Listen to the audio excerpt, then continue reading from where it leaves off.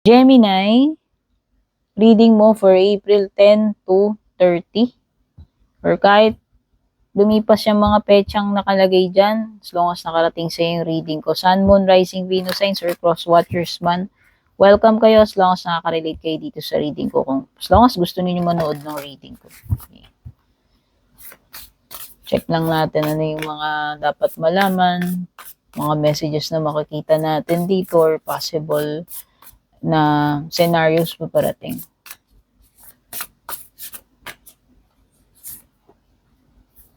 Success card. Ganda. Success. Wow, Gemini.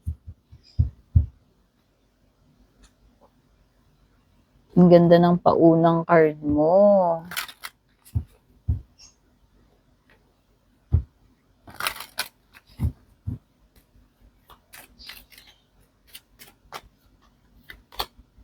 Family room. Uy, malapit na yan. Pag nakita natin yung family room, malapit nang mangyari yan, malapit nang dumating, o ano man yung malapit na yan. Ano mang ganap yan. Meron ditong malapit na malapit. Kung place yan, malapit na malapit. As in. Kung ano, mga family room is also related sa mga matters na kailangan i-keep in private. It could be related talaga literal sa bahay ninyo. It could be a visitor, yung home ninyo, family mo, could be family related. Mga matters na dapat ay pinag-uusapan in private, no? Mga iilang tao lang, mga importanteng tao lang or close family lang ang nandito. Pero pwede kang may i-receive. It could be a news or it could be a visitor. And malapit na yan. Kung ano man yung ganap na yan. Maaaring yung malapit na malapit is success, no? Hindi natin masabi. No?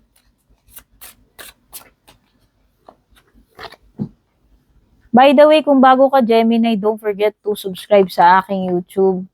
O follow na lang din sa aking FB page. Kung gusto niyo na exclusive perk sa akin, mag-join kayo ng membership doon. One and only. Purple Team Meta Verified. Yung aking FB page may check sa dulo. Pag walang check, hindi ako. Kayo po ang mag-PM, hindi po ako mag-PPM or mag-add friends sa inyo. Okay? Mga numbers na lumilitaw sa cards, bigay ko sa iyo kung ano man ang gusto mong gawin dyan sa mga numbers na yan. Meron kang 47, 21, 8, 7, 5, 6, 5, and 2. So, dalawa yung 5 na lumitaw. So, ayun na nga, Gemini, mukhang merong successful, successful outcome para sa iyo the success. O, hindi ko alam kung ano tong mga ginagawa mo nitong mga nakaraan, pero kung ano man, nakikita ko ang resulta, mukhang maganda ang outcome, success, no? At meron talagang something good happening talaga na malapit na with the family room.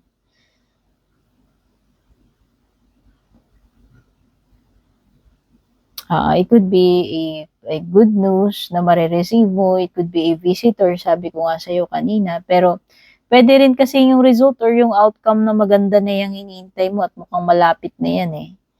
Okay, malapit mo nang ma-achieve kung goal mo man ito kasi andyan na ang success card, andyan ang family room which is, sabi ko nga, it will be happening soon. Maaaring sooner than you expected, no? Kung ano man yung bagay niya. Pero ang nafe-feel ko dyan is positive.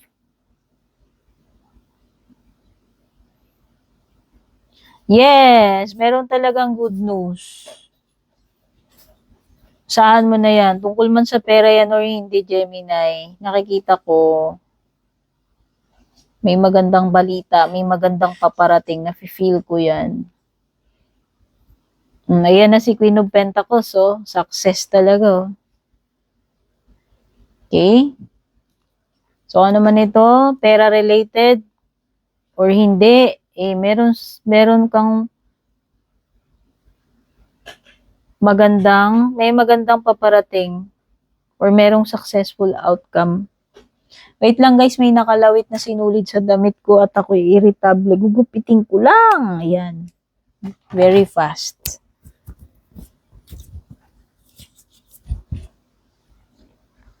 Ganda, opportunity. Good news, opportunity. Ganda when it comes to career, business, pera. Ayan yung good news sa'yo. Ayan ang opportunity or beginning. Okay? So, may new beginning definitely kasi meron kang page, meron kang Ace of Pentacles, ano man itong sisimulan mo. Ibig sabihin lang, ano man yung sisimulan mo na yan, mukhang magandang magiging outcome niyan, mukhang merong malaking potential, no?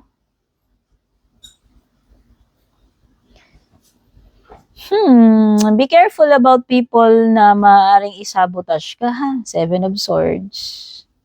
Okay? Be careful doon sa mga tao na pwedeng backstabber, sneaky energy, takasan ka, iwanan ka, i-ghost ka. Five of Swords, Seven of Swords, Five of Pentacles. So, ghosting. Hindi ko alam kung itong ghosting na ito ay magaganap pa lamang.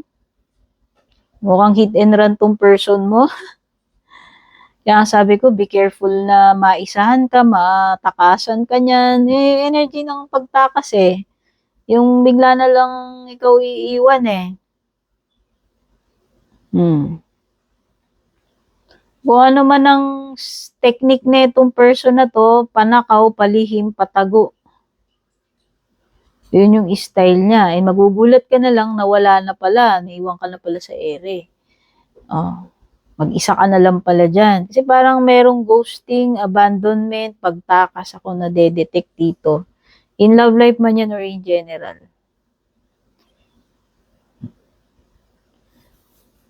Pero nakakakita rin ako ng new opportunity when it comes to love kasi nga may new beginning, new partnership, new connection. So, hindi ko alam kung itong new partnership, new person, new connection na yan, yun din ba yung same person na maaaring takasan ka? So, hindi ko yan alam. Mangyayari na lang kung ano yung mangyayari. Okay? Pwedeng mangyari sa inyo itong mga to, pero pwede rin hindi. Remember, card reading lamang ito. Hindi tayo magre-rely dito kahit na anong sabihin natin, baraha lamang yung mga yan.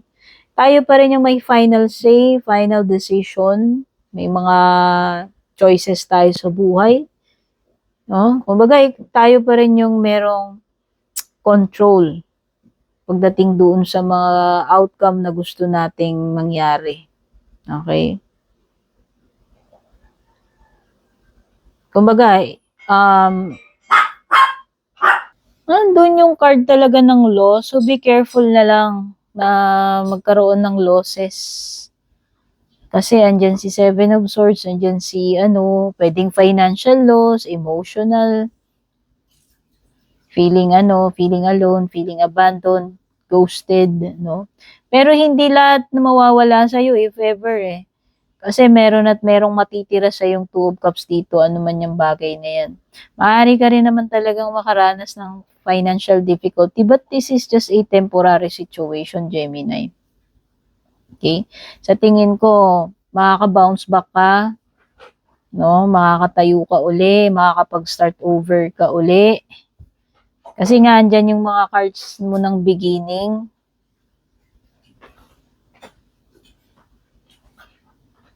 Nakaka-sense ako dito ng someone na merong siyang tinatago sa'yo. Kasi nga, sabi ko nga, may patalikod, may patago. With the Seven of Swords. And dumito pa si Priestess. Hindi ko alam kung ano tong kinukubli netong tao na to. It could be feelings, emotions, or mga thoughts, secrets talaga. No? Meron kasing hindi sinasabi,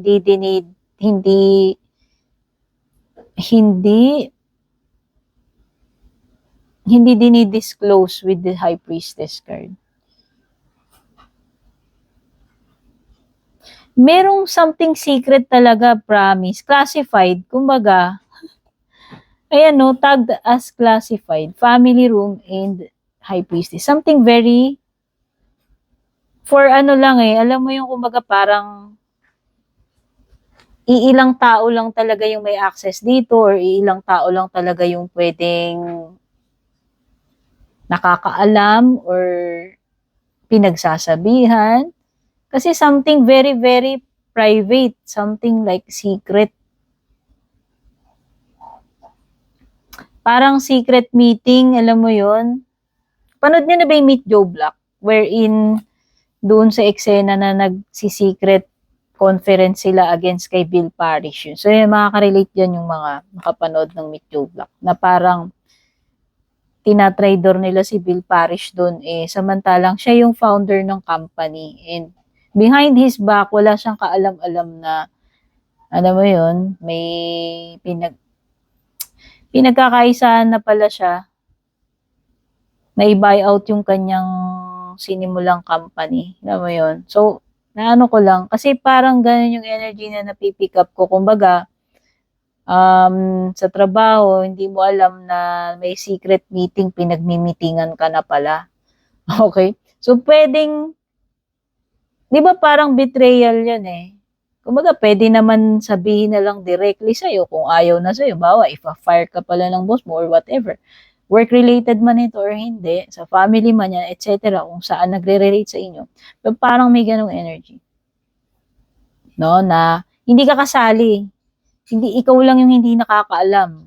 Parang, or pwedeng ikaw, meron kang something na napakamaselan, na kailangan, sasabihin mo lang siya, talagang doon sa mga taong mapagkakatiwalaan mo lang, inner circle or family mo lang. Hindi dapat lalabas dito sa private room na to. Parang ganun. Okay? So, in love man yan in general, sa pera man yan, sa trabaho, whatever, paano nagre-resonate yan sa inyo. Sa tingin ko, magiging restricted for a while with the Eight of Swords. Yung iba sa inyo, mukhang meron something dito na mapuputon hold. Kahit na gustong-gusto niyo umalis siguro, baka bawal. Yung iba pwedeng grounded kayo or pwedeng limited yung kilos ninyo. Hindi nyo magawa yung gusto ninyo about something kasi pwedeng iba ang magiging limitation ninyo is pera. Pero pwede rin namang hindi money related dyan. Meron something na nakatali eh.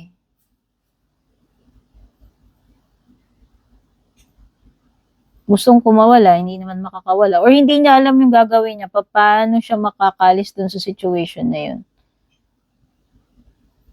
Actually, pwede siyang umalis dyan eh. Minsan,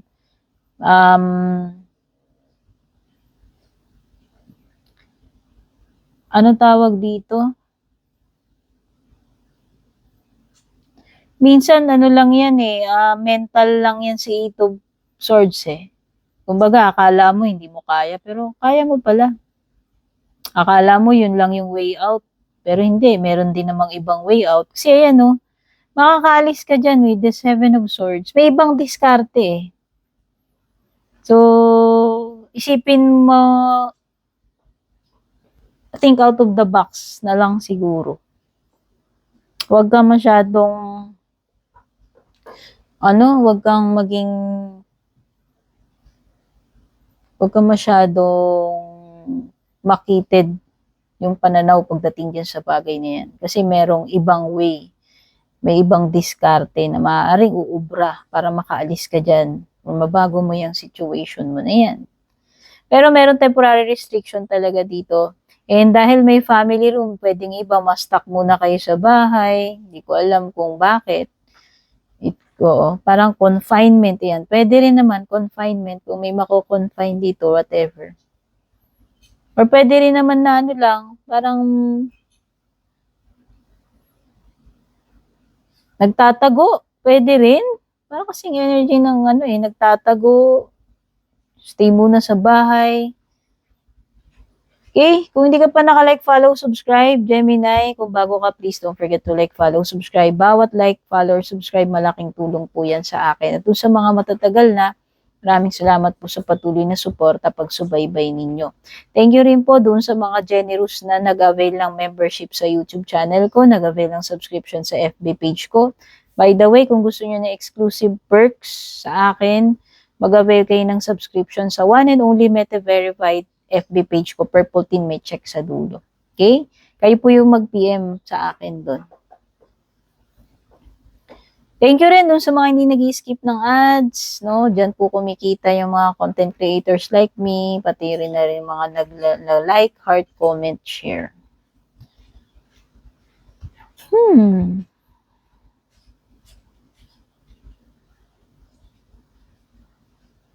Alam mo, it's time to move on, Gemini, base sa Five of Cups mo. Ano man yang bagay na nawala, natapos na yan, hindi mo na siya maibabalik for sure.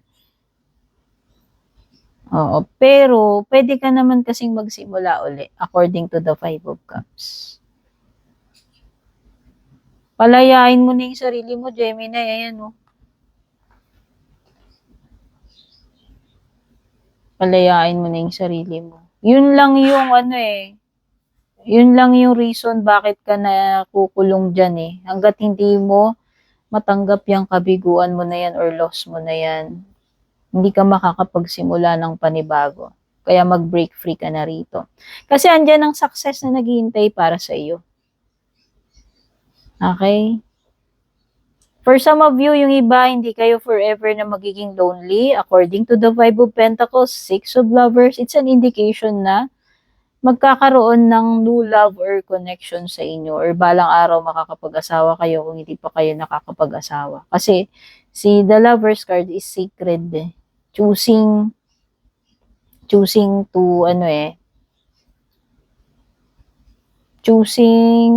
na i-secure yung partnership or connection like marriage. Okay, basta yung period ng isolation, loneliness, pagiging desperate or difficulty, financial man yan or in love, matatapos din yan. Eventually, magkakaroon din ng love, magkakaroon ka rin ng katuwang, no? Jowa, partner, asawa, no boyfriend, girlfriend, etc. At saka may mga opportunities sa iyo that will lead to success, stability. Okay? Ano man yung mga gagawin mo this month for sure, merong kang gagawin na magiging successful. Okay? Meron mang sumablay dyan, may loss man, makakapagsimula ka uli. Yun yung magandang balita dyan. Sa pera man yan, sa career mo, or sa love life mo. Mga zodiac signs na lumilitaw dito, pero kahit naman anong sign, as long as nakaka-relate kayo. Banggitin ko lang kung ano yung mga lumilitaw sa cards. May Pisces, Taurus. 3 cards yung nagsasabi ng Taurus. Gemini, 2 cards. Merong Aquarius, may Capricorn, Virgo, Scorpio. 2 Virgo cards. Claw, be careful. Do not take risk muna, Gemini. Kung ano man mga risks yan. The most difficult part of a situation is over. O diba? Anong sabi ko? Makakalaya ka na rin dyan. Makakaalis ka na dun sa hard part at paparating na yung kaginhawaan. Magiging maaliwalas na uli, happy na uli, maganda na uli yung energy with the rainbow card. No? Ano yan eh? Rainbow after the rain or storm. Bird flying could be importanteng news or magandang balita na paparating or information. Dealings or relationship with a younger man, kung sino man yan, hindi sinabi, kung relative man yan, romantic. Fear, worries, intense situations, di naman nawawala talaga yung mga challenges, so maaari kang maka-encounter ng mga ganyan. Celebration, fun, and enjoyment. O, kasi nga may success, pero pwede rin namang birthday, anumang occasion yan, gathering, socializing, no? May happy, may socializing, celebration, enjoyment, solid foundation, success with effort. Redundant, paulit-ulit ang success, pero at least success, di ba?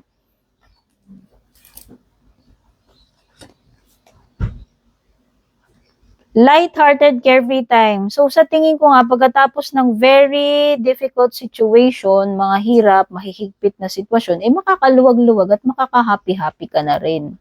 Makakapag-celebrate ka pa ng kung ano man yung mga dapat na ipag-celebrate. Okay? Take care, Godspeed, babush.